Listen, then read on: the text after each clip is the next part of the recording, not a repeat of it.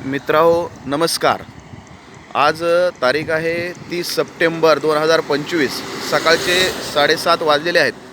मी उभा आहे तो मोहोळ या कोर्टाच्या समोरील बाजूला। आजचा व्हिडिओ बनवण्याचं कारण असं आहे की 2 दिवस झालं आपल्याकडं पावसानं पूर्णपणे विश्रांती दिलेली आहे। पाऊस पूर्णपणे आपल्याकडचा गायब झालेला आहे, परंतु आपल्याकडं आणखी सीना नदी आणि भोगावती नदीमध्ये आणखी ही महापुराची परिस्थिती निर्माण झालेली आहे। वरून आपल्याकडे पाणी सोडलेलं आहे। पाण्याचा विसर्ग आपल्याकडे खूप मोठ्या प्रमाणावरती चालू आहे।